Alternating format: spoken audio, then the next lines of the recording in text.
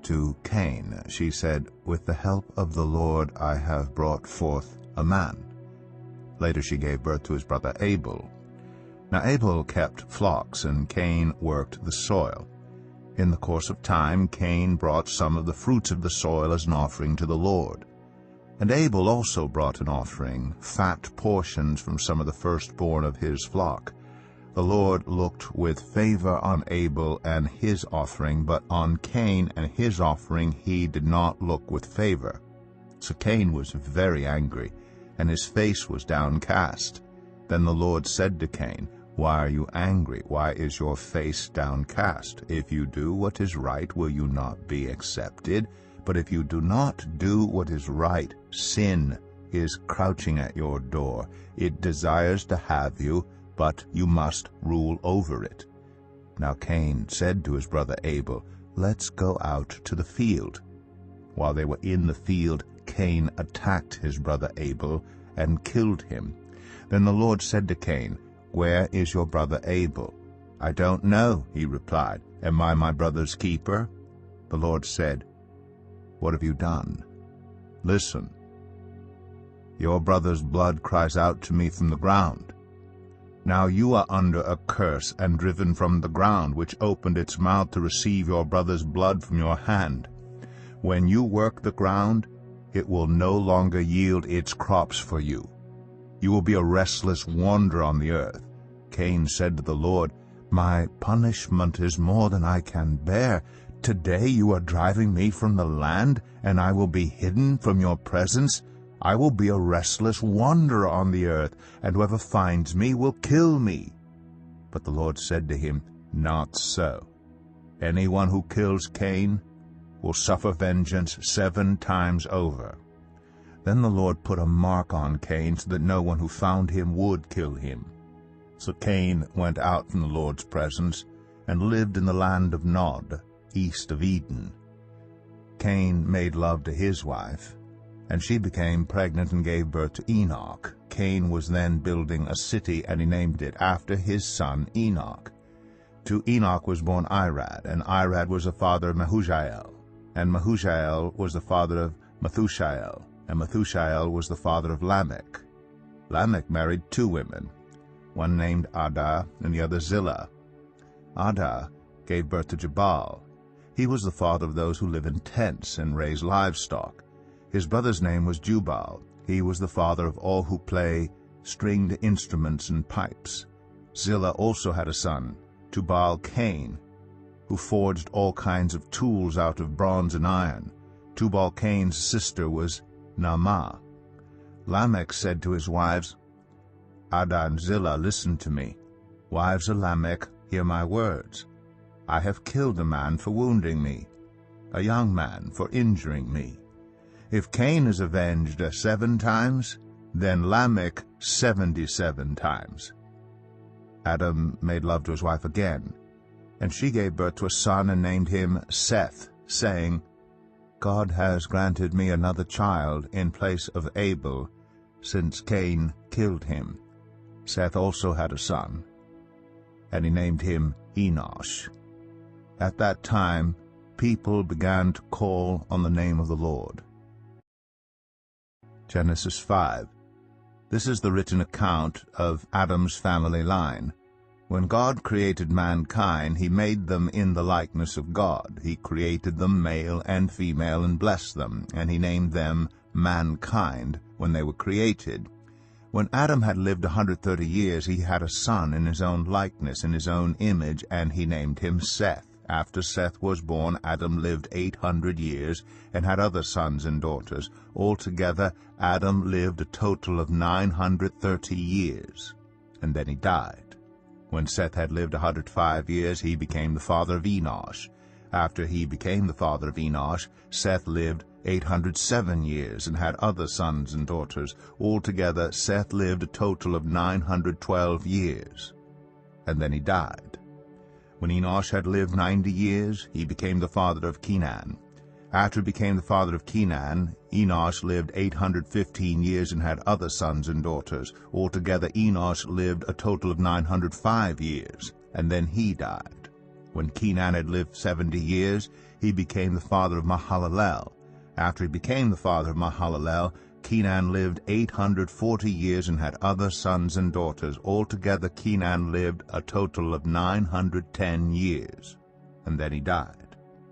When Mahalalel had lived 65 years, he became the father of Jared. After he became the father of Jared, Mahalalel lived 830 years and had other sons and daughters. Altogether, Mahalalel lived a total of 895 years, and then he died. When Jared had lived 162 years, he became the father of Enoch. After he became the father of Enoch, Jared lived 800 years and had other sons and daughters. Altogether, Jared lived a total of 962 years, and then he died. When Enoch had lived 65 years, he became the father of Methuselah. After he became the father of Methuselah, Enoch walked faithfully with God 300 years and had other sons and daughters. Altogether, Enoch lived a total of 365 years. Enoch walked faithfully with God. Then he was no more, because God took him away. When Methuselah had lived 187 years, he became the father of Lamech. After he became the father of Lamech, Methuselah lived 782 years and had other sons and daughters. Altogether, Methuselah lived a total of 969 years, and then he died. When Lamech had lived 182 years, he had a son. He named him Noah, and said, "He will comfort us in the labor and painful toil of our hands caused by the ground the Lord has cursed." After Noah was born, Lamech lived 595 years and had other sons and daughters. Altogether Lamech lived a total of 777 years, and then he died. After Noah was 500 years old, he became the father of Shem, Ham, and Japheth. Genesis 6. When human beings began to increase in number on the earth and daughters were born to them, the sons of God saw that the daughters of humans were beautiful, and they married any of them they chose. Then the Lord said, "My spirit will not contend with humans forever, for they are mortal. Their days will be 120 years. The Nephilim were on the earth in those days, and also afterward, when the sons of God went to the daughters of humans and had children by them. They were the heroes of old, men of renown. The Lord saw how great the wickedness of the human race had become on the earth, and that every inclination of the thoughts of the human heart were only evil all the time. The Lord regretted that he had made human beings on the earth, and his heart was deeply troubled. So the Lord said, "I will wipe from the face of the earth the human race I have created, and with them the animals, the birds, and the creatures that move along the ground, for I regret that I have made them." But Noah found favor in the eyes of the Lord. This is the account of Noah and his family. Noah was a righteous man, blameless among the people of his time, and he walked faithfully with God. Noah had 3 sons, Shem, Ham, and Japheth. Now the earth was corrupt in God's sight, and was full of violence. God saw how corrupt the earth had become, for all the people on earth had corrupted their ways. So God said to Noah, "I am going to put an end to all people, for the earth is filled with violence because of them. I am surely going to destroy both them and the earth. So make yourself an ark of cypress wood, make rooms in it, and coat it with pitch inside and out. This is how you are to build it. The ark is to be 300 cubits long, 50 cubits wide, and 30 cubits high. Make a roof for it, leaving below the roof an opening 1 cubit high all around. Put a door in the side of the ark, and make lower, middle, and upper decks.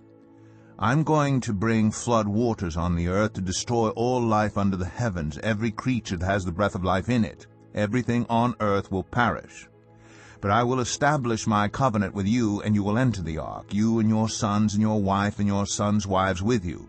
You are to bring into the ark 2 of all living creatures, male and female, to keep them alive with you.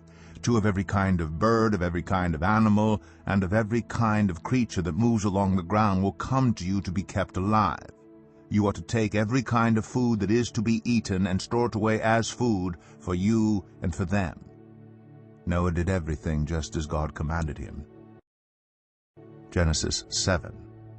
The Lord then said to Noah, "Go into the ark, you and your whole family, because I have found you righteous in this generation. Take with you 7 pairs of every kind of clean animal, a male and its mate, and 1 pair of every kind of unclean animal, a male and its mate, and also 7 pairs of every kind of bird, male and female, to keep their various kinds alive throughout the earth. 7 days from now I will send rain on the earth for 40 days and 40 nights, and I will wipe from the face of the earth every living creature I have made." And Noah did all that the Lord commanded him. Noah was 600 years old when the flood waters came on the earth. And Noah and his sons and his wife and his sons' wives entered the ark to escape the waters of the flood. Pairs of clean and unclean animals, of birds, and of all creatures that moved along the ground, male and female, came to Noah and entered the ark, as God had commanded Noah. And after the 7 days the flood waters came on the earth.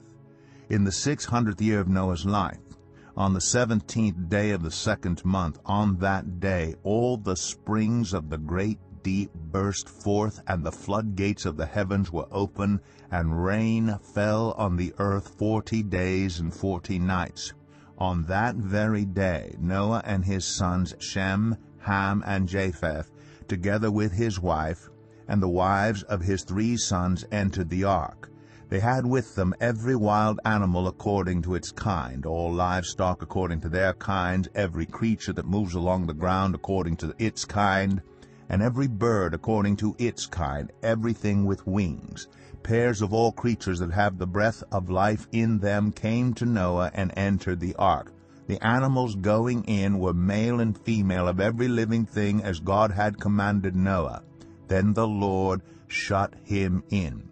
For 40 days the flood kept coming on the earth, and as the waters increased, they lifted the ark high above the earth.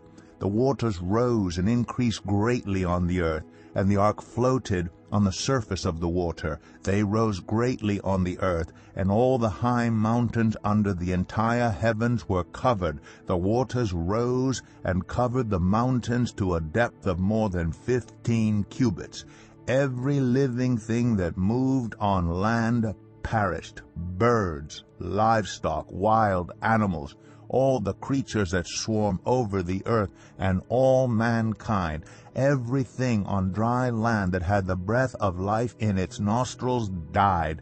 Every living thing on the face of the earth was wiped out, people and animals, and the creatures that move along the ground, and the birds were wiped from the earth.